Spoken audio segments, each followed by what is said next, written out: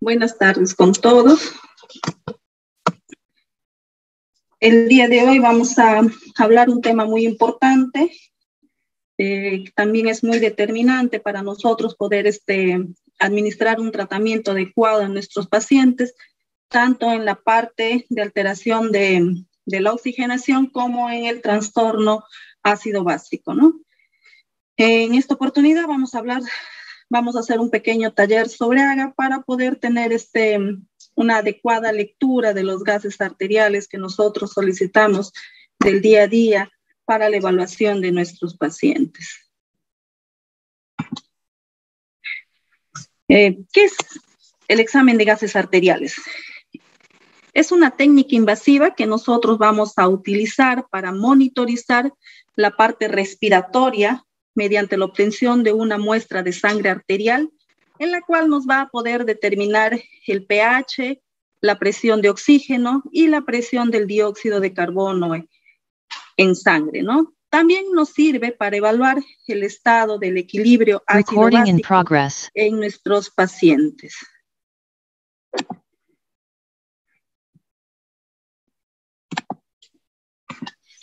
En cuanto a las indicaciones, ¿cuándo vamos a nosotros indicar realizar un examen de AGA? Vamos a hacerlo en aquellos pacientes donde tengamos la sospecha y para hacer el seguimiento de un trastorno ácido básico, y también en aquellos pacientes donde necesitamos analizar y hacer también un seguimiento con lo que respecta a los gases arteriales para poder valorar la parte respiratoria, ¿no? En realidad, nosotros debemos realizar el examen de AGA a todo paciente crítico en la cual tengamos una alta sospecha que este paciente puede estar presentando un trastorno ácido básico, ¿no? Y también nos va a poder seguir una vez que hemos identificado el trastorno, administramos un tratamiento para corregir el trastorno que hemos encontrado y nosotros podemos hacer posteriormente medidas también de gases arteriales para poder ver cómo está yendo el manejo que hemos instaurado, ¿no? Y en aquellos pacientes donde tengan una alteración en lo que respecta a la parte respiratoria, nos va a permitir tener en cuenta el grado de oxemia en el cual se encuentra el paciente y también nos va a permitir hacer un seguimiento del estado ventilatorio del paciente, ¿no? ¿A qué tipo de pacientes nosotros podemos considerar? Un paciente que viene con un cuadro de diabetes mellitus descompensada, un paciente que tiene un antecedente de una insuficiencia renal crónica, que viene a la emergencia, un paciente que viene con un cuadro de un distrés respiratorio, el cual está con un soporte de oxígeno, en pacientes que hayan tenido un contacto con algún agente que ha producido una intoxicación, también podemos realizar el examen de gases arteriales, ¿no? ¿Qué consideraciones debemos tener? Cuando nosotros indicamos realizar este examen, podemos hacerlo tanto a pacientes en forma ambulatoria como en pacientes hospitalizados. Cuando indicamos por consultorio nosotros realizar un examen de gases arteriales, debemos nosotros mencionar al paciente que cuando él vaya al lugar, al laboratorio donde le realicen el examen, debe estar sentado en reposo, debe tener una respiración normal para que esto nos asegure que las condiciones ventilatorias están estables, ¿no? Posteriormente a eso ya se procede a la toma de muestra. Y en pacientes hospitalizados, nosotros debemos tener en cuenta el FIO al cual está el paciente, ¿no? Si es un paciente que está con aporte de oxígeno, nosotros debemos tener en cuenta cuál es la fracción inspirada de oxígeno al momento de tomar la muestra. Y si en algún momento nosotros estamos realizando un destete y bajamos el FIO a nuestro paciente, entonces debemos esperar un promedio de 20 a 30 minutos para poder tomar la muestra.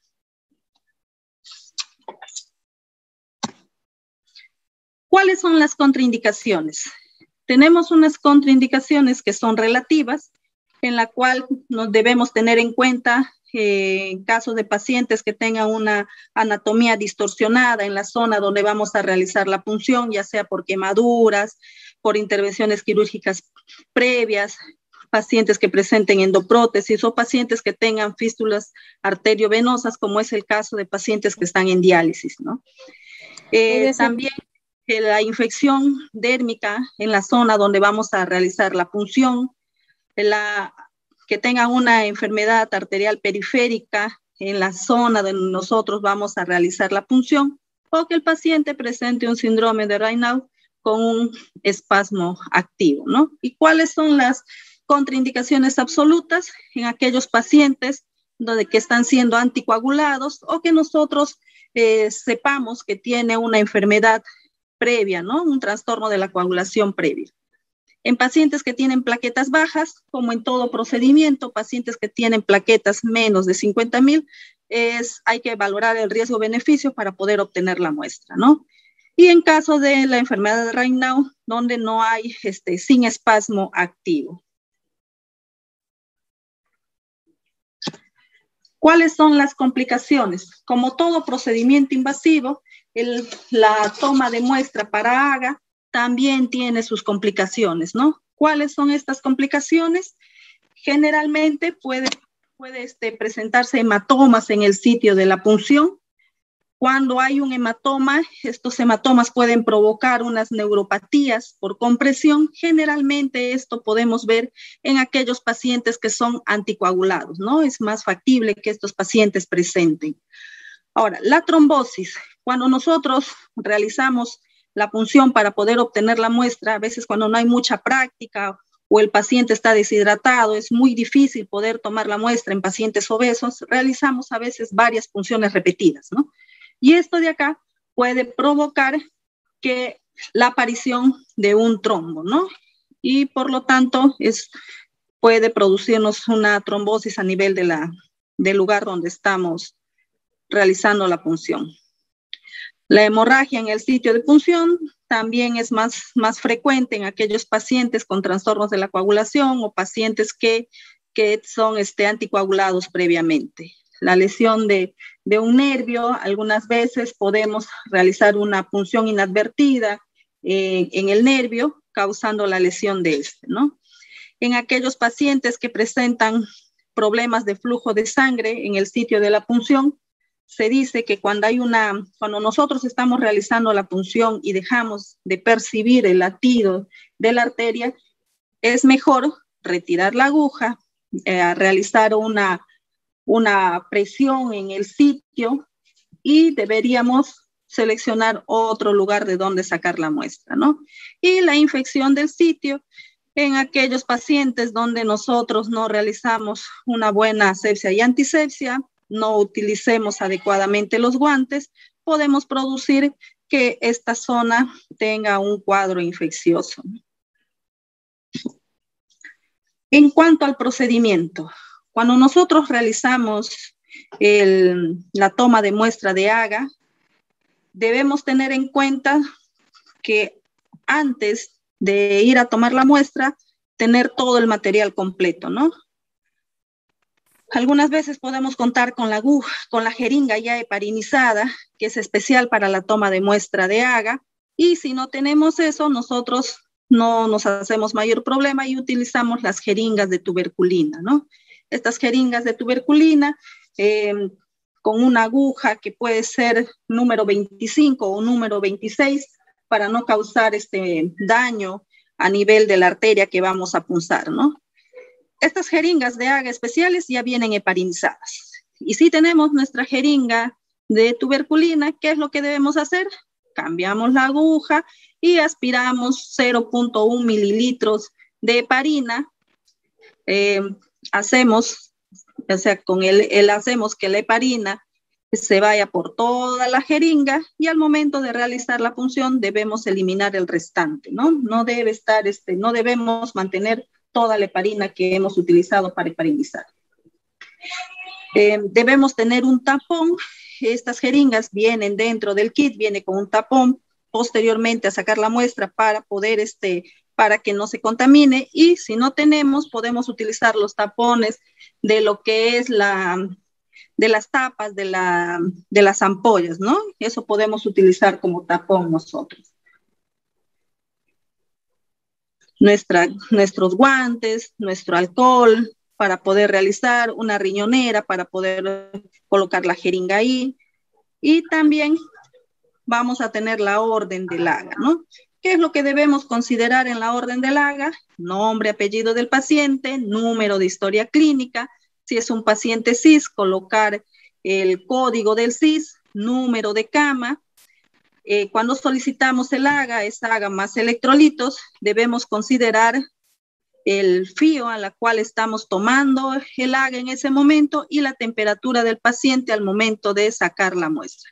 Y no olvidar de la fecha, ¿no? Si ustedes no ponen la temperatura, no van a tener si el paciente está con fiebre, la máquina no va a poder corregir los valores de acuerdo a la temperatura.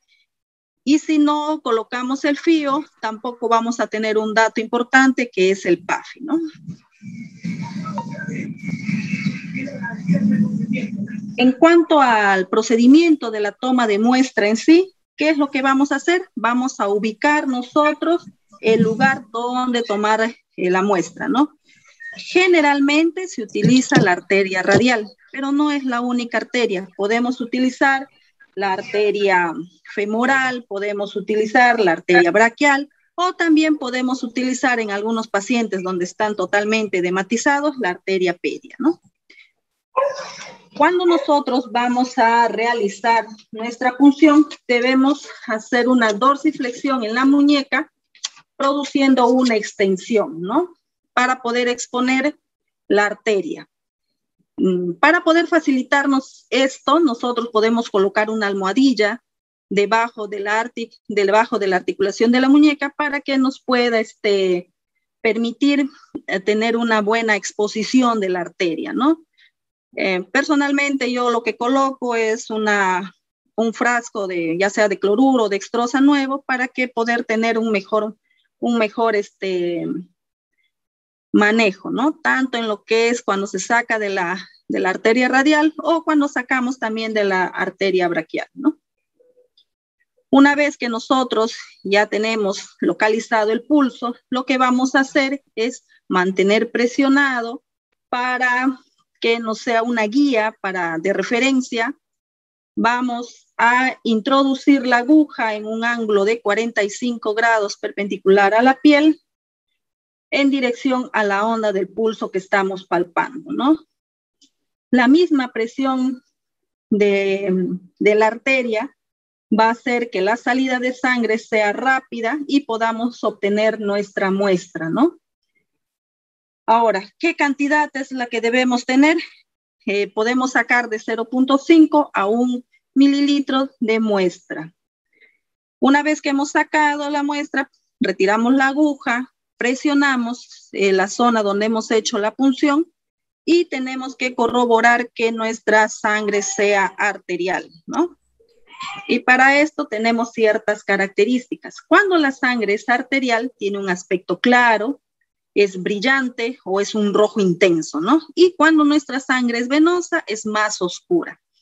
Al momento de poner el tapón, también tenemos nosotros que verificar que no haya pequeñas burbujas, ¿no? Porque esas burbujas nos van a dar una alteración al momento de la lectura de la presión arterial de oxígeno. Ahora, cuando nosotros vamos a realizar la interpretación de los gases sanguíneos, vamos a tener los grados de oxemia que ya habíamos mencionado, ¿no? Este es para la parte respiratoria. Los grados de oxemia puede ser la hiperoxemia, puede ser una oxemia normal, una hipoxemia que se clasifica en leve, moderada y severa, ¿no? Cuando hay una hiperoxemia tenemos una presión de oxígeno que va a superar los 100 milímetros de mercurio. Cuando es normal va de 80 a 100 y de acuerdo, cuando ya tenemos una disminución, un grado de hipoxemia, va a ser de acuerdo a los valores que vamos a calificar, ¿no?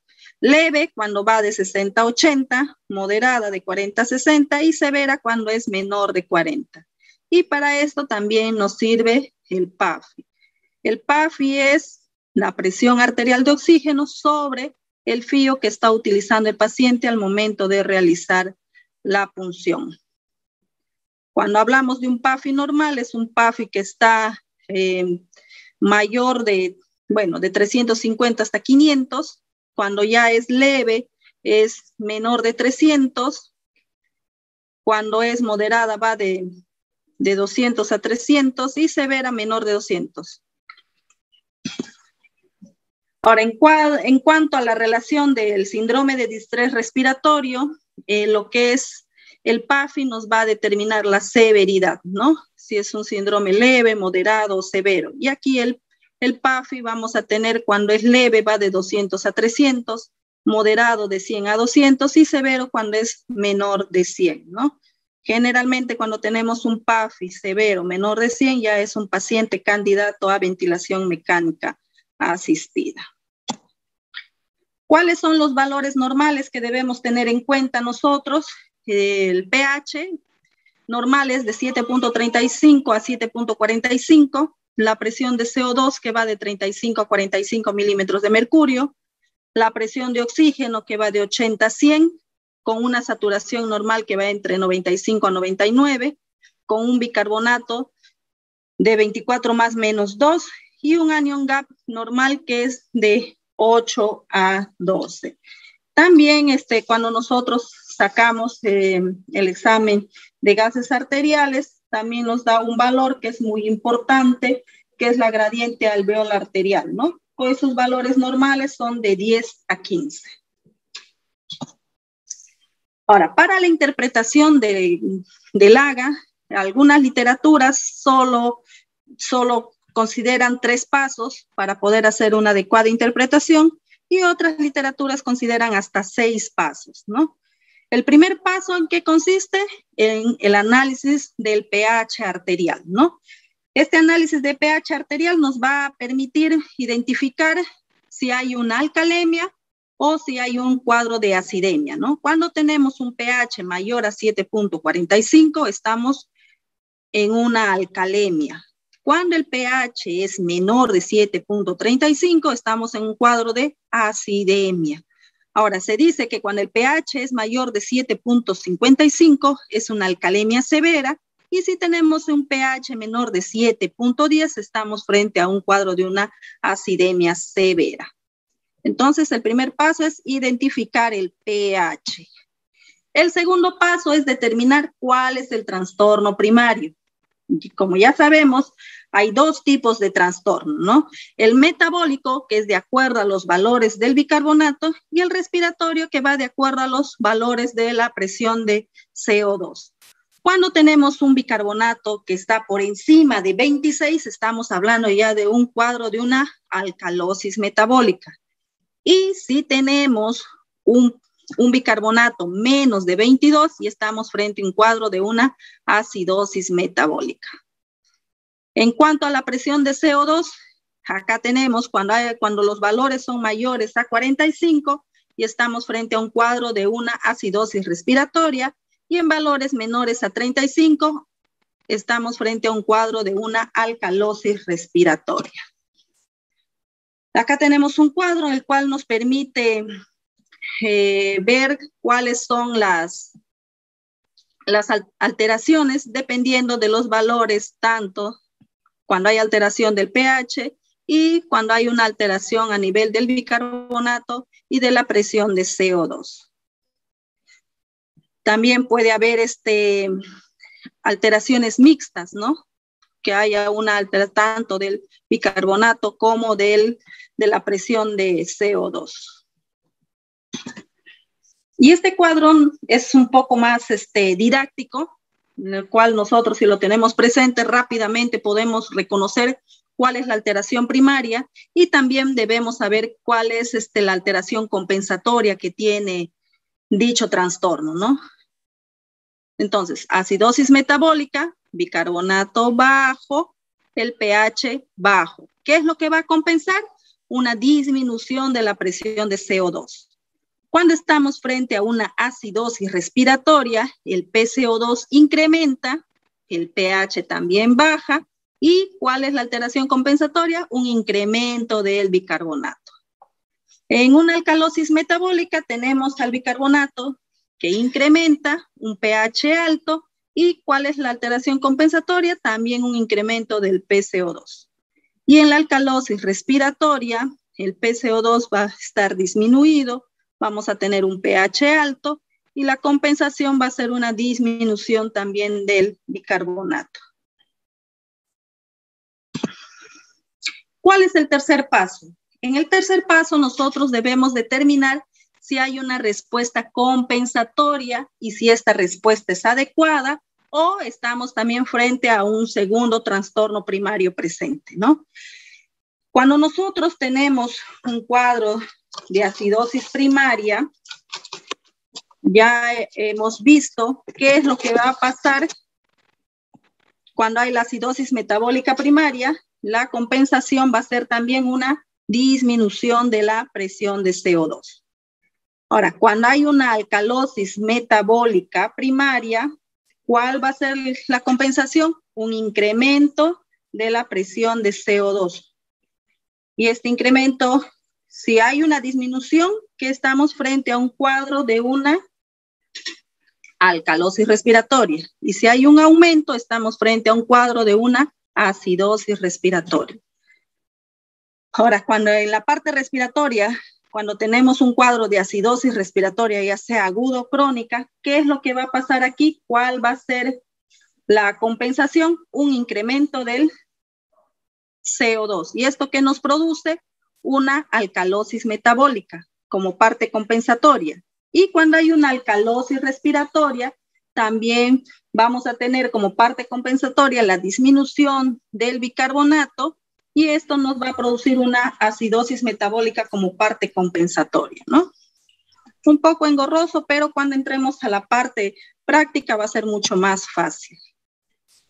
Entonces, este cuadrito es muy importante porque para poder sacar nosotros el trastorno que es compensatorio es a base de fórmulas, ¿no? Pero a veces estamos en el trabajo, estamos saturados con muchos pacientes y no tenemos tiempo de estar sacando la calculadora, acordándonos de la fórmula, entonces rápidamente podemos tener este cuadro para poder tener las compensaciones de nuestros pacientes, ¿no? Si tenemos un trastorno de acidosis metabólica, por cada 1.000 equivalente de bicarbonato que disminuye, está siendo compensado por 1.2 milímetros de mercurio de PCO2 que también disminuye. En caso de la alcalosis metabólica, se dice que por cada mili equivalente de bicarbonato que aumenta, también en la parte compensatoria va a haber un 0.7 milímetros de mercurio de la presión de CO2 que incrementa. En la parte respiratoria, tenemos que por cada 10.000 equivalentes de PCO2 que incrementa en un cuadro de acidosis respiratoria, cuando un paciente está en una acidosis respiratoria aguda, la parte compensatoria va a ser el incremento de 1 miliequivalente de bicarbonato. Pero si es un paciente crónico, este bicarbonato va a aumentar en más cantidad, ¿no? Va a aumentar en 3.5 miliequivalentes de bicarbonato. Y en el caso de una alcalosis respiratoria, vamos a tener que por cada 10 milímetros de mercurio de presión de CO2 que disminuye, en la parte aguda va a haber también una disminución de 2 miliequivalentes de bicarbonato y la parte crónica va a ser compensada con una disminución de 5 miliequivalentes de bicarbonato, ¿no? Es un cuadro mucho más práctico para poder tener en cuenta las compensaciones de los trastornos ácido-básicos. ¿Cuál es el cuarto paso? El cuarto paso es el cálculo del anion gap corregido, ¿no?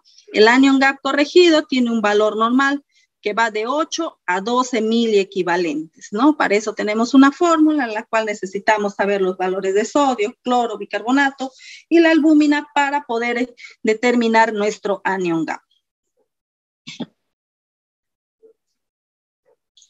Ahora, cuando hay una acidosis metabólica anion gap elevado, vamos a tener un anion gap corregido mayor a 12 miliequivalentes. Y si el anion gap es normal en una acidosis respiratoria, vamos a tener un anion gap que va a ir dentro de los valores de 8 a 12 miliequivalentes. ¿Cuál es el quinto paso? El quinto paso es determinar la determinación del bicarbonato corregido. para poder detectar si hay otro trastorno metabólico asociado, ¿no? A un paciente que ya tiene una acidosis metabólica con anion gap elevado. Eso también es a través de fórmulas para poder tener los valores. Y el sexto paso es determinar si existe un trastorno ácido básico cuando nosotros tengamos un pH que está dentro del rango normal. Para esto nos va a servir los valores del exceso de base, ¿no? Eso es lo que nos va a determinar el tipo de trastorno que está presentando nuestro paciente. Por ejemplo, tenemos un paciente que tiene un pH normal, tiene un bicarbonato bajo, una presión de CO2 baja, entonces yo puedo pensar que este paciente está presentando una alcalosis respiratoria y que está también teniendo una acidosis metabólica, ¿no? Pero ¿cuál es el trastorno primario? El trastorno primario vamos a determinarlo de acuerdo al efecto de base. Si este efecto de base es menor a menos 4 milimol, entonces, ¿qué es lo que prima acá? ¿Cuál es el primer trastorno? Es la acidosis metabólica más una alcalosis respiratoria.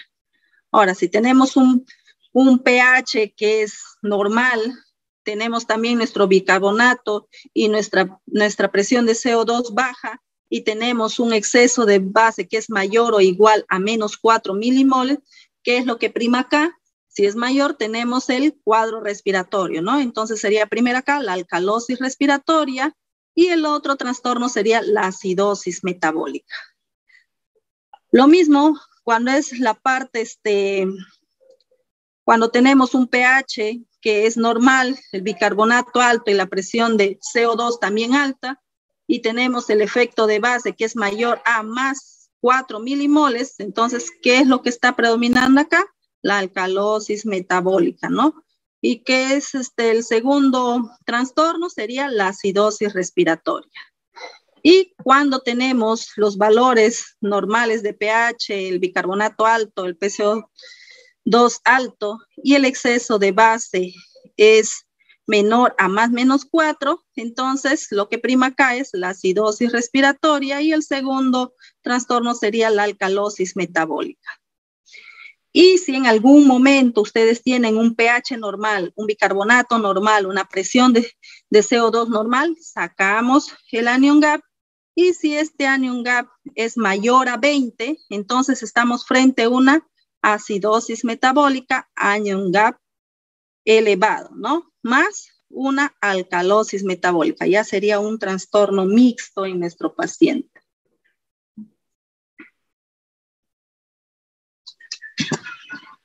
Bueno, acá tenemos un resumen de los 6 pasos para poder realizar nuestra parte práctica, ¿no? La parte práctica la vamos a hacer con casos clínicos, ¿no? El primer caso clínico que vamos a tener es un paciente varón de 55 años en mal estado general. Se encuentra en ventilación espontánea con un apoyo de oxígeno por máscara Venturi al 50%. Y tenemos un resultado de AGA de nuestro paciente que tiene una presión arterial de oxígeno en 85 milímetros de mercurio, una saturación de 97%, tiene un sodio en 125, un cloro en 100 mil equivalentes, con un pH de 7.29, un bicarbonato de 6, una presión de CO2 de 13 milímetros de mercurio, con un exceso de base de 18.6 y una albúmina de 2 gramos por decilitro. Entonces, ¿qué es lo primero que nosotros debemos determinar acá? Vamos a determinar la parte de la oxemia del paciente, ¿no? Es un paciente que está con oxígeno, con máscara Venturi a 15 litros es 50%, y vamos a determinar, ¿no? ¿Cuál sería el PAFI en nuestro paciente? A ver, ¿alguien quiere participar?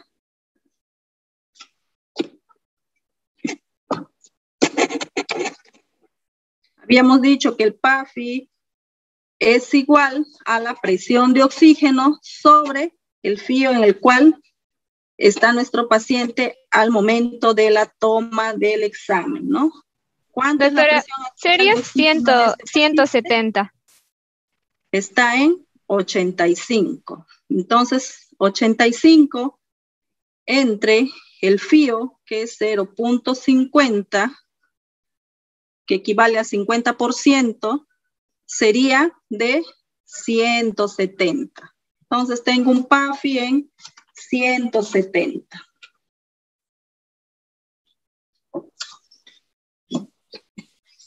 ¿Qué me está diciendo este PAFI? Que estamos frente a una hipoxemia severa, ¿no? Menos de 200, hipoxemia severa. Ahora, la presión de oxígeno, tenemos una presión de oxígeno que está en 85, que está dentro de lo normal, y podemos determinar que este cuadro de hipoxemia severa está siendo corregido, ¿no? Es un cuadro de hipoxemia severa corregido. Ahora, ¿cuánta es la presión de CO2? Tenemos una presión de CO2 en 13, el cual nos va a poder determinar el tipo de insuficiencia respiratoria que tiene nuestro paciente, ¿no? En este caso, es una insuficiencia respiratoria tipo 1. Ahora, para poder nosotros empezar a hacer la interpretación del trastorno ácido básico, ¿cuál es el primer paso que habíamos dicho? Es determinar el grado de si estamos frente a una acidemia o una alcalemia. Tenemos nuestro paciente que tiene un pH de 7.29, que en este paciente es bajo, ¿no? Está menos de 7.35. Entonces estamos frente a un cuadro de una acidemia. El segundo paso es determinar el trastorno primario, ya sea metabólico o respiratorio. Vamos entonces nosotros, si estamos hablando de un cuadro de acidemia, vemos el bicarbonato que está en 6 está menos de lo normal, ¿no? Lo normal es de 22 a 26, 6 es menos. Y la presión de CO2 que está en 13, que también está disminuida. Entonces, ¿cuál es el trastorno primario en este paciente? Sería una acidosis metabólica, ¿no? El bicarbonato nos define que es metabólica. En el siguiente paso en el tercer paso vamos a calcular la respuesta compensatoria, ¿no? Para poder calcular la respuesta compensatoria tendríamos que realizar nuestra fórmula, ¿no? Pero más práctico es este cuadro que les había mostrado, en la cual podemos ver cuál es la compensación, ¿no? Si estamos en un cuadro de una acidosis metabólica y decimos que por cada 1 miliequivalente que disminuye de bicarbonato va a ser compensado con una disminución de 1.2 de la presión de CO2. Entonces, en este paciente, ¿cuánto tenemos de disminución? Si lo normal es 22 menos 6, tenemos 16 miliequivalentes disminuidos, ¿no?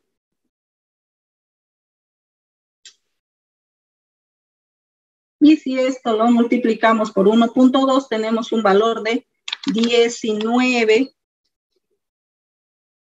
como parte de la corrección, ¿no? Entonces tenemos que debe haber un aumento debe haber también una disminución de 19. Si tenemos un valor de 35 menos 19 más menos 2, sí estaría dentro de lo normal, ¿no? A ver, vamos a ver. En este caso del paciente tenemos un PCO2 en 13 y según nuestros cálculos debe haber una disminución de 19 miliequivalentes de CO2. Tenemos 35, que es el valor normal, menos 19 que hemos sacado, entonces tenemos 16, ¿no? Entonces está siendo compensado nuestro trastorno. ¿Cómo está siendo compensado? Como por una alcalosis respiratoria.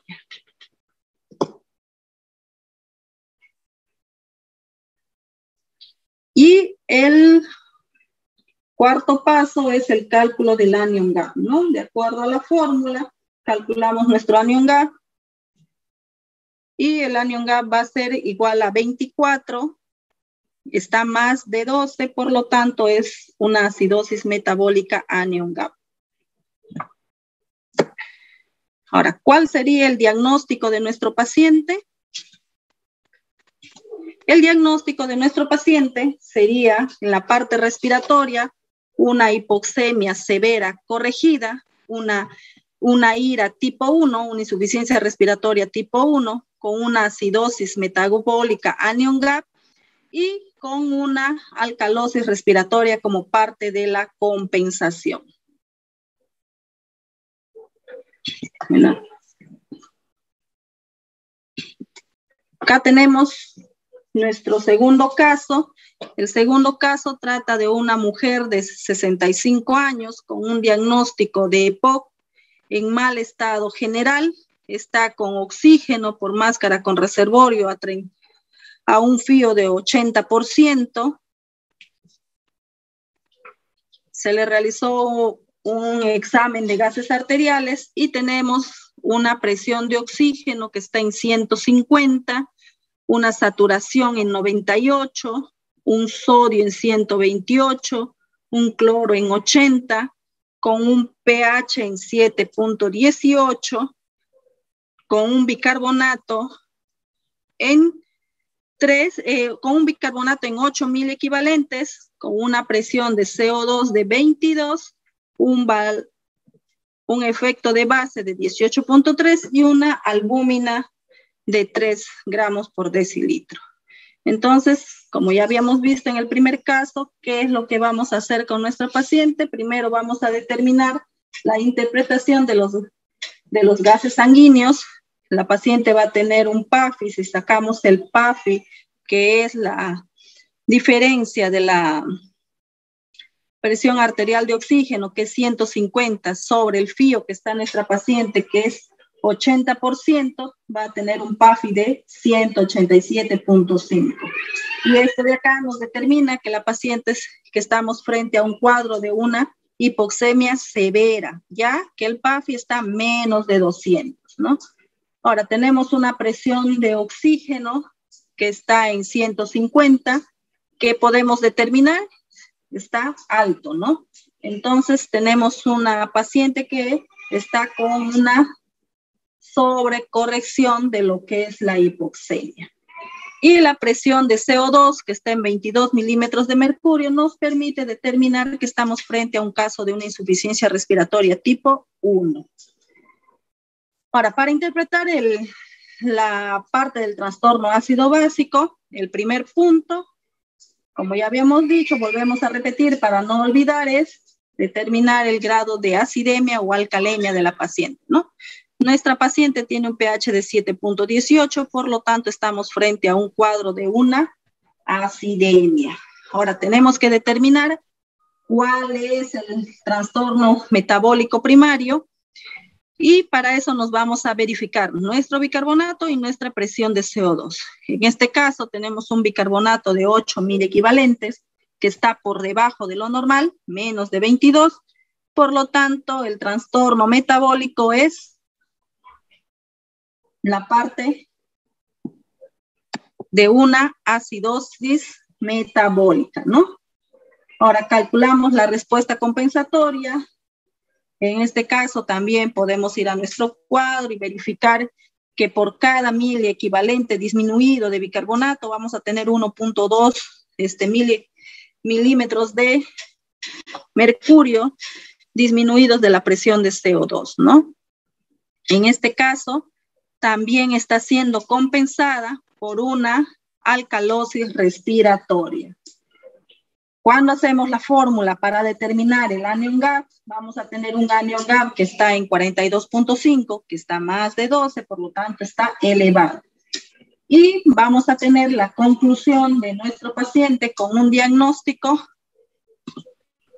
de una hipoxemia severa sobrecorregida, una insuficiencia respiratoria tipo 1, un cuadro de una acidosis metabólica anion-GAP, y una alcalosis metabólica y una alcalosis, acá ha habido un error, es una alcalosis respiratoria como parte de la compensación, ¿no?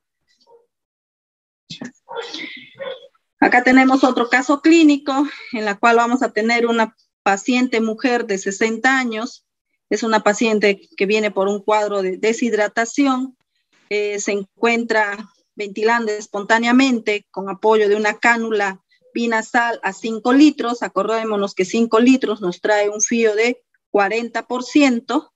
Y se le realiza un examen de gases arteriales donde tenemos una presión de oxígeno en 95, una saturación de oxígeno en 99, un sodio en 135, un cloro en 86, con un pH en 7.56, un bicarbonato en 38, una presión de CO2 en 44, un exceso de base en menos 14.8 y una albúmina en 4 gramos por decilitro.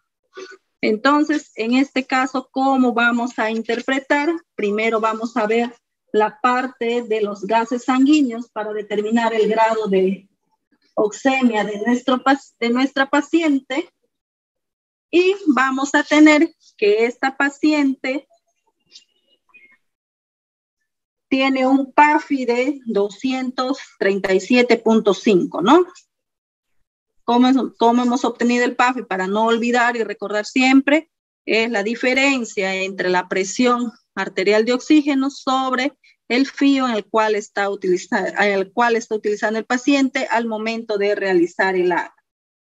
Por lo tanto, con 237.5 vamos a estar frente a un cuadro de una hipoxemia moderada, ¿no? De 200 a 300, moderada. Tenemos la presión de oxígeno que está en 95, que está dentro de lo normal. Por lo tanto, decimos que esa hipoxemia moderada está siendo corregida por el medio de aporte de oxígeno que estamos dando. Tenemos una presión de CO2 en 44. Por lo tanto, está dentro de valores normales, nos permite determinar que estamos frente a un cuadro de una insuficiencia respiratoria tipo 1. Para determinar la alteración ácido-base, primer paso, no olvidar, es ver el pH. ¿Cuánto está el pH? 7.56. ¿Cuánto es lo normal? De 7.35 a 7.45. Por lo tanto, está elevado, ¿no? Entonces, una vez que ya hemos determinado que hay un cuadro de una alcalemia, vamos a ver cuál es el trastorno primario, si es metabólico o respiratorio. Entonces, nos vamos nosotros a ver cuánto está el bicarbonato, 38.000 equivalentes. Lo normal, de 22 a 26, ¿no? Entonces está alto. ¿Cuánto está nuestra presión de CO2? 44. Lo normal de 35 a 45, por lo tanto está dentro de lo normal. ¿Cuál es el trastorno primario? Una alcalosis metabólica, ¿no? Entonces, vamos a calcular si esta respuesta está siendo compensada. Para poder calcular si está siendo compensada, nosotros podemos determinar dependiendo la fórmula o también podemos nosotros según los valores que ya tenemos, ¿no? Entonces tenemos un pH de 7.56, 2.44 y carbonato.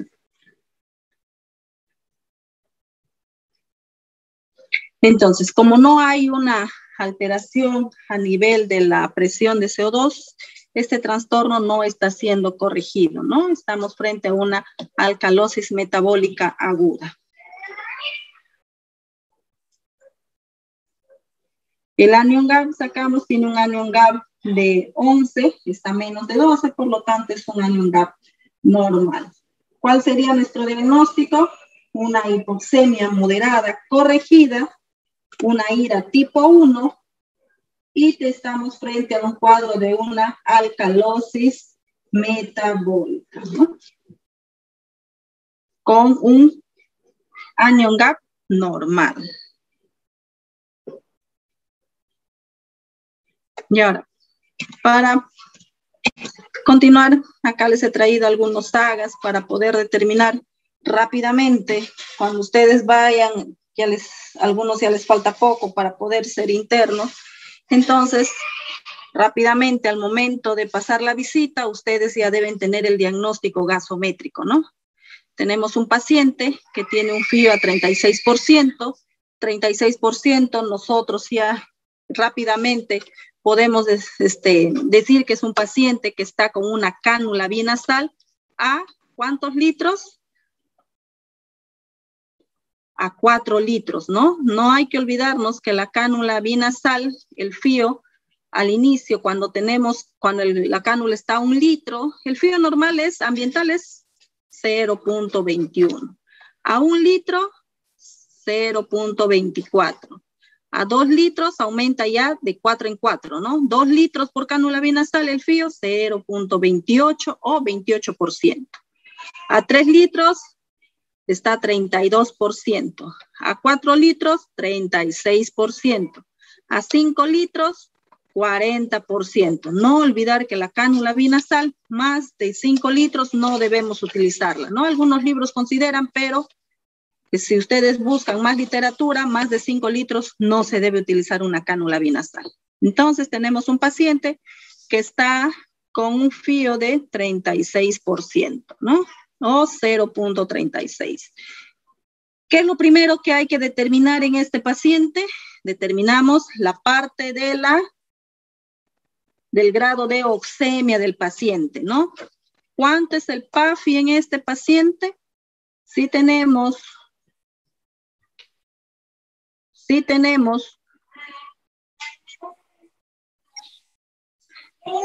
la presión arterial de oxígeno que está en 74.9 sobre el FIO de nuestro paciente que es 0.36, está con un PAFI de 208, ¿no? Acá la máquina lo considera como 207.9. Estamos frente a un cuadro de una hipoxemia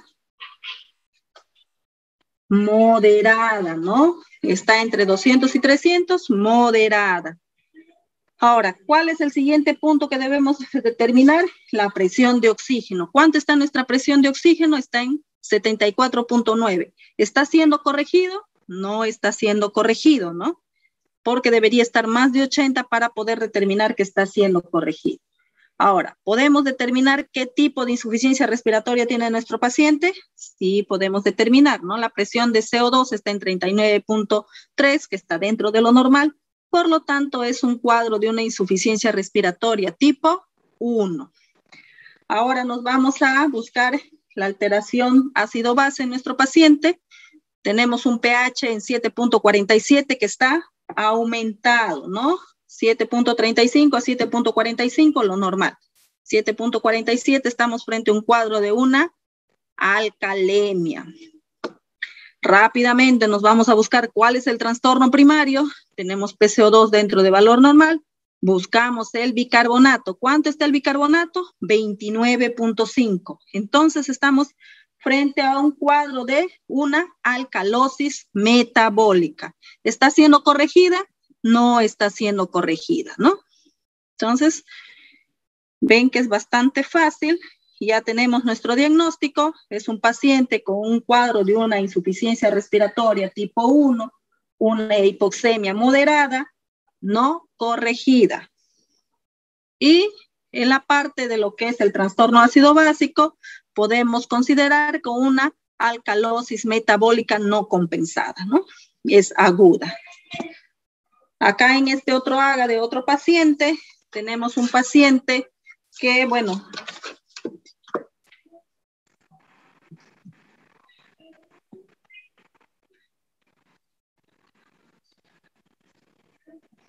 tenemos un paciente en el cual vamos a determinar cuál es el trastorno que presenta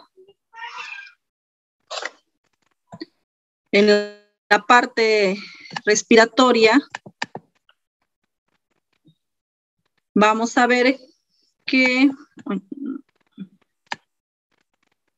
está con un FIO 40%. Cuando tenemos el FIO 40%, Ya sabemos que nuestro paciente está con cánula binasal a 5 litros. Rápidamente nos vamos a ver cuál es la parte de leucemia, la parte respiratoria, cuál es el diagnóstico gasométrico. Tenemos un paciente que tiene una presión de oxígeno en 55.7 y vamos a sacar cuál es el PAFI en nuestro paciente. Tenemos 55.7 entre 0.40, está con un PAFI de 139.25, ¿no? Acá nos ponen 139.2, bueno, coincide. Nos vamos a ver rápidamente, la presión de oxígeno está en 55.7, es un paciente que su insuficiencia respiratoria no está siendo corregida y vamos a determinar cuál es el tipo de insuficiencia. Vemos que la presión de CO2 está dentro de valor normal, por lo tanto vamos a considerar que es una insuficiencia respiratoria tipo 1. ¿Cuál es el diagnóstico? De la parte respiratoria tenemos un paciente con una hipoxemia severa, no corregida y con un cuadro de una insuficiencia respiratoria tipo 1. Rápidamente nos vamos a ver cuál es el trastorno ácido básico. Vamos al pH, el pH está 7.45, 452, ¿no? Y está ligeramente incrementado. Tenemos que buscar cuál es el tipo de trastorno primario. Tenemos una presión de CO2 en 41.2, que está dentro de lo normal, y nos vamos a ver el bicarbonato. Tenemos un bicarbonato en 29.1. Entonces, estamos frente a un cuadro de una alcalosis metabólica aguda que no está siendo corregida.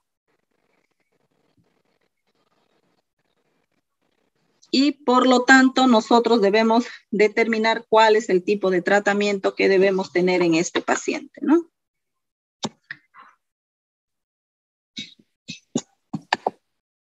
Ahora, acá tenemos otro AGA. Si ustedes se dan cuenta, en este AGA el FIO ponen FIO 20.9, ¿no? No existe un FIO 20.9. Por lo tanto, si a nosotros nos presentan un AGA así, no podemos determinar cómo está el paciente, ¿no? Si el paciente está con oxígeno, está sin oxígeno, qué tipo de dispositivo está utilizando nuestro paciente.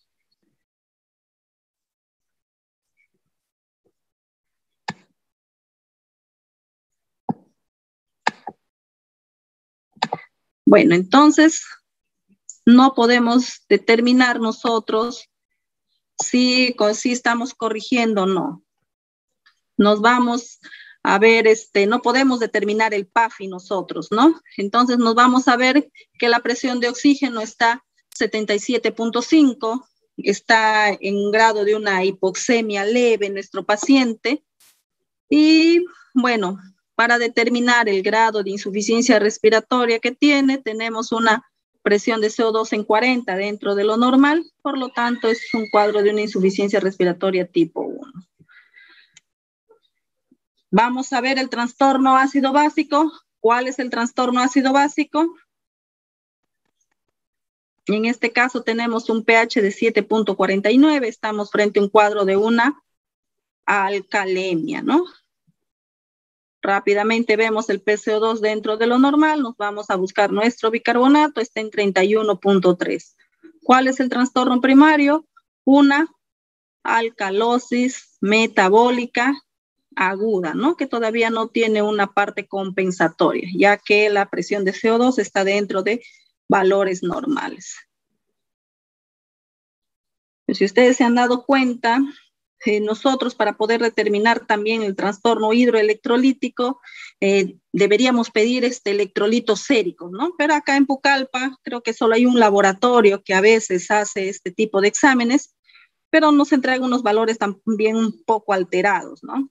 Pero acá el AGA también nos sirve para determinar nuestro nuestro trastorno hidroelectrolítico, ¿no? Vemos el paciente tiene 156 de sodio, un potasio de 1.8, un cloro de 119 y un calcio de 0.73, ¿no? Asumimos que le pidieron el AGA porque debe ser un paciente diabético, ¿no? Con una glucosa de 289.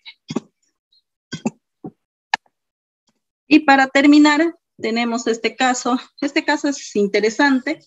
Esto fue un paciente de 88 años de edad que ingresó al servicio con un cuadro de una neumonía atípica por SARS-CoV-2.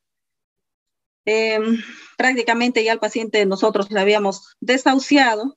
Es un paciente que lo hospitalizamos, lo pasamos en medicina para que tenga pues una muerte digna. Pero lo interesante del caso en este paciente, cuando tomamos el AGA, este es con máscara con reservorio a 100%, a 15 litros, y vemos que en este paciente, al momento de realizar de evaluar la parte respiratoria, tenemos una presión de oxígeno en 87.7, ¿no? Sacamos el PAFI en este paciente. Tiene un PAFI de 87 nuestro paciente, ¿no? Un PAFI de 87 ya es un paciente candidato a ventilación mecánica. 88 años es prioridad 3, ¿no? Ya es un paciente que prácticamente no se le da un pase a la UCI. ¿Cuál sería nuestro diagnóstico? Tenemos una presión de CO2 en 65.7. Entonces, estamos frente a un caso de una insuficiencia respiratoria severa, corregida porque tenemos una presión de oxígeno en 87.7 y estamos con una insuficiencia respiratoria tipo 2, ¿no? Porque hay un incremento de la presión de CO2, está más de 45. En la parte del trastorno ácido básico, ¿qué es lo que vamos a tener? Primero, el pH, ¿no? 7.24. ¿Cómo está este pH? Está bajo. Estamos frente a un cuadro de acidemia. Vamos rápidamente a buscar cuál es el trastorno primario. Vemos el PCO2 65.7 y un bicarbonato en 28.6. Entonces, ¿cuál es el trastorno primario? Una acidosis respiratoria aguda que no está siendo corregida en este momento, ¿no? Bueno, entonces, con este paciente, ya que no tenía un pase a la UCI, lo pasamos a medicina, revisamos este AGA y nos damos cuenta que nuestro paciente está reteniendo CO2. Cuando los pacientes retienen CO2, y están utilizando dispositivos tanto como cánula o máscara con reservorio, esto ayuda a que siga reteniendo el CO2. ¿Cuál es el dispositivo que deberíamos utilizar? Ese es un paciente candidato a una ventilación mecánica no invasiva, ¿no? Porque todavía no está muy alterado el paciente, el estado de conciencia no estaba muy alterado. Como no tenemos ventilación mecánica no invasiva, ¿qué es lo que hemos hecho con el paciente? Hemos utilizado una máscara Venturi, ¿no? La máscara Venturi es una máscara que en pacientes que son retenedores de CO2 ayuda a que no sigan reteniendo. ¿Qué es lo que pasó con nuestro paciente? Posteriormente volvimos a controlar con un AGA. ¿Y qué es lo que nos encontramos? Encontramos un paciente que empezó a mejorar el pH, ¿no? Empezó a subir el pH, la presión de CO2 se mantenía y como parte compensatoria en el siguiente control ya empezó a subir el bicarbonato, ¿no? Para poder compensar. Ahora, que con este paciente mejoró antes de la semana y es un paciente uno de los pacientes que fue dado de alta en corto tiempo y se fue sin oxígeno domiciliario, ¿no? Nosotros pensando que ya lo íbamos a despedir, en total el paciente se fue caminando a su casa. Bueno, eso sería todo. ¿Alguna pregunta? ¿Algún comentario? ¿Algo que...?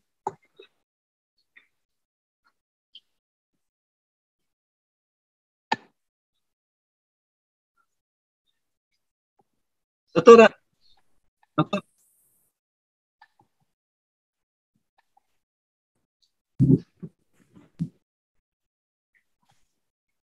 ¿Por qué es importante tomar ¿Alguna pregunta que tengan, alguna duda, algo que deseen saber sobre los casos que hemos presentado? Doctora, ¿me escucha? Quisiera saber por qué es importante tomar...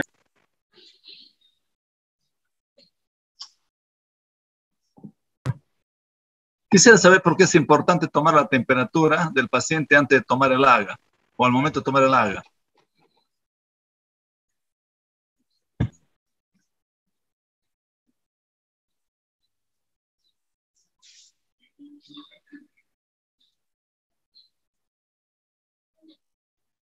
Hola, ¿se escucha?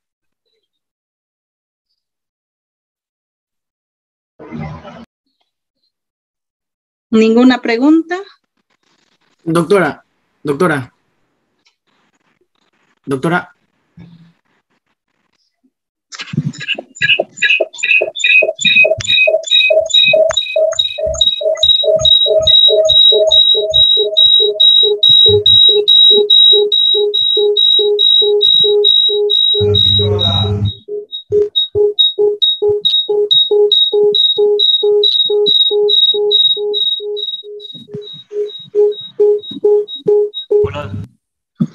Aló, doctora.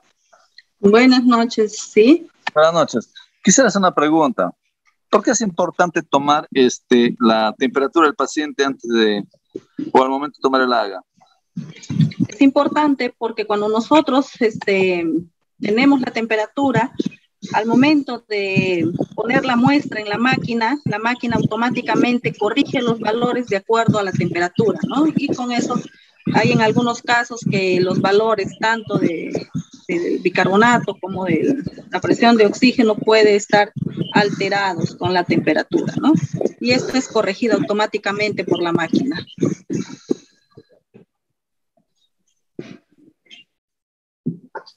Si no consideramos eso, nos va a tener una temperatura que es de 37 y de acuerdo a eso nos va a dar los valores, ¿no? Y puede ser datos erróneos que podemos estar teniendo.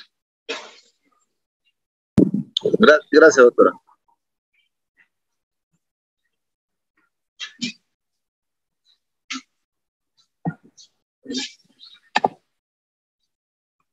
Doctora, buenas noches. Buenas noches.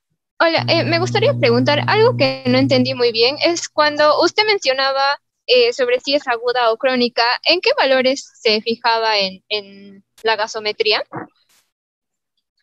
Bueno, acá en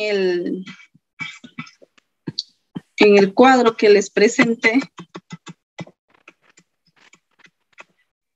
generalmente la parte aguda crónica es en la parte respiratoria, ¿no? En la parte metabólica no hay eso. En la parte respiratoria. Nosotros al inicio, cuando tenemos un cuadro de una alteración, tanto de una acidosis como una alcalosis respiratoria, al inicio la compensación no nos va a determinar si es aguda o crónica, ¿no? Porque la compensación no es al instante, sino puede ser en las primeras horas o las primeras 24 horas, donde vamos a empezar a tener las compensaciones, ¿no? Cuando hablamos de aguda, en un cuadro de una acidosis respiratoria, cuando hay un aumento de la presión de CO2, la parte aguda solo vamos a tener las primeras 24 horas un incremento como parte compensatoria del bicarbonato de 1 miliequivalente, ¿no? Pero cuando nosotros no hemos podido corregir este tipo de trastorno, la parte crónica va a ir incrementando, ¿no? Y esto va a incrementar al pasar de los días con mayor cantidad del bicarbonato, ¿no? Que puede llegar a ser hasta 3.5 por cada 10 milímetros de mercurio, que va a ir incrementando del CO2, ¿no? En la parte respiratoria también va a ser lo mismo, ¿no? En una parte aguda, que es al inicio, el bicarbonato va a haber un descenso de 2 miliequivalentes y ya cuando estamos frente a un cuadro crónico, pasadas las 24 horas, va a haber un descenso de 5 miliequivalentes, ¿no? Ese es para la parte respiratoria. Generalmente es por el tiempo. Ok, doctora. Y en el caso de la metabólica, entonces no se aplica esa clasificación. En el caso de no se aplica. Solo cuando es aguda los trastornos metabólicos, no haber compensación, ¿no? Como hemos visto en los sagas, que tenemos un incremento, por ejemplo, una acidosis metabólica, en la cual como parte compensatoria deberíamos nosotros ver que la presión de CO2 disminuye, ¿no? Pero en algunos casos vemos que la presión de CO2 se mantiene dentro de los valores normales, ¿no? Entonces consideramos una parte aguda, ¿no? Posteriormente, pasado el tiempo, si no hemos corregido nosotros, si el mismo organismo se encarga de corregir el trastorno, y va a empezar a hacerse la compensación, ¿no? Ok, doctora, gracias. Gracias.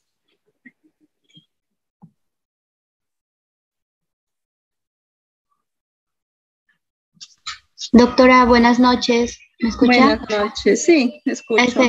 ¿En qué casos específicamente se realiza el análisis de gases arteriales? Por favor, ¿me podría decir? Bueno, como ya les había mencionado, en todo paciente crítico, ¿no? Si nosotros estamos en la emergencia y nos llega un paciente que tenga un cuadro de edema generalizado con antecedente de un diagnóstico ya de una insuficiencia renal crónica, rápidamente nosotros tenemos que tener valores de Haga, ¿no? Tenemos que sacar un examen de gases arteriales para poder determinar cuál es el trastorno que está presentando nuestro paciente. Generalmente estos pacientes con falla renal presentan cuadros de acidosis metabólica, ¿no? Si tenemos un paciente que viene con una diarrea, con una deshidratación severa, también debemos hacer nuestro Haga para poder determinar el cuadro, ¿no? ¿Cuál es el trastorno que tienen a presentar estos pacientes? Una alcalosis metabólica. Si nos viene un paciente con un cuadro, con un antecedente de EPOC o un antecedente de EPID, un paciente con un antecedente de una tuberculosis pulmonar, con una destrucción del parénquima, con un cuadro de insuficiencia respiratoria, también debemos hacer nuestro Haga para poder determinar cuál es el grado de oxemia de estos pacientes, ¿no? Y poderles ayudar en cuanto a la corrección, ¿no? Todo paciente crítico que ustedes crean, sospechen que tiene un trastorno ácido básico o haya una alteración a nivel de la oxigenación, debe tener un Haga, ¿no? No es inconcebible que tengamos un paciente diabético que viene con trastorno del sensorio y nadie sospeche que puede estar en un cuadro de una cetoacidosis diabética, ¿no? Y dejemos pasar de alto eso, teniendo nosotros la herramienta del Haga a la mano, ¿no? Entonces, ni bien ustedes sospechen que hay algún tipo de trastorno ácido básico, realizar el Haga, ¿no? No es difícil. Cuando empiecen a hacer el internado van a darse cuenta que es fácil sacar la muestra, ¿no? Ok, muchas gracias, doctora. Ya, de nada.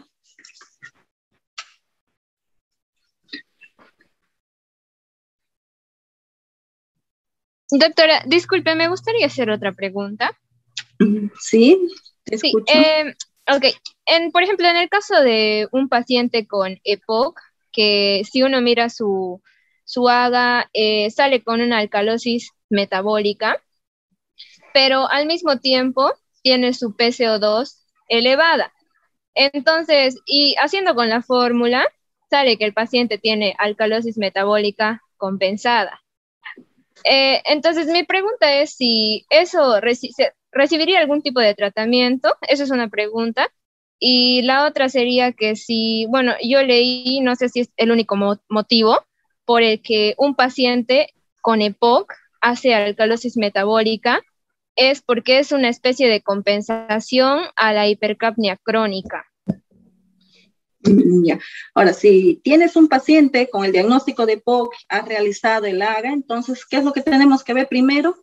El pH, ¿no? Si me hablas de un paciente que tiene tanto una presión de CO2 aumentada y un bicarbonato también aumentado, nosotros debemos determinar cuál es el trastorno primario, ¿no?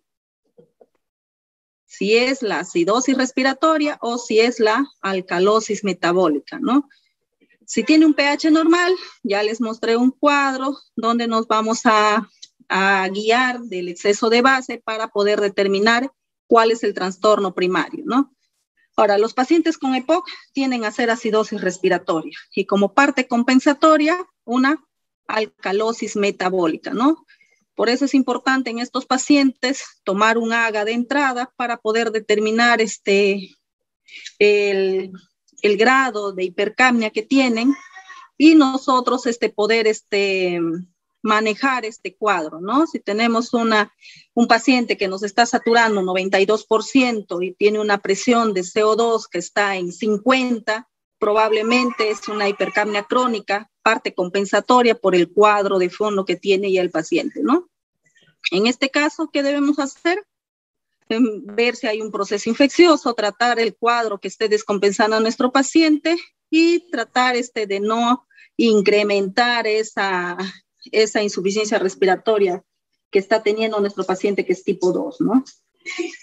Por eso los pacientes con EPOC, ya que de larga data, que ya tienen cuadros de hipercapnia en forma crónica, estos pacientes no deben saturar, su saturación normal es entre 88 y 92, no vamos a querer subir a 97, 96, ¿no? Mientras nosotros más oxígeno le aportemos a estos pacientes, mayor retención de CO2 va a haber, va a incrementar su trastorno de insuficiencia respiratoria tipo 2, va a disminuir más el pH, va a incrementar el bicarbonato y este paciente va a ser un paciente que va a terminar en ventilación mecánica, ¿no? Entonces, debemos ser precavidos cuando tengamos este tipo de pacientes, ¿no? Pues sería bueno ver el pH, cómo está el pH de tu paciente, ¿no? Doctora, sí, el pH sí estaba elevado y tanto el bicarbonato como la PCO2 también estaban elevadas. Por eso es que yo supuse que el trastorno primario era una alcalosis metabólica. Y como vi el PCO2 también elevado, entonces usé la fórmula y me salía que refería a una alcalosis metabólica compensada. Bueno, si tenemos un pH elevado, claro que el trastorno primario va a ser la alcalosis metabólica y está siendo compensado con el cuadro de una acidosis respiratoria, ¿no? Probablemente el paciente no sea un retenedor crónico de CO2, ¿no? Habría que valorar bien eso. Doctora, una pregunta. Buenas noches. Buenas noches. En caso del indicador o el marcador en cuanto al AGA, el lactato, ¿qué importancia clínica tiene? Bueno, el lactato es muy importante para poder valorar los cuadros de cuando hay procesos infecciosos, cuando hay procesos de deshidratación, nos va a poder permitir de los grados de si hay lactacidemia o no, ¿no? Generalmente en procesos infecciosos tenemos lactato alto, en cuadros de deshidratación también puede incrementar el lactato. Y de acuerdo a eso nosotros vamos a poder hacer el manejo de medio interno de nuestro paciente, ¿no?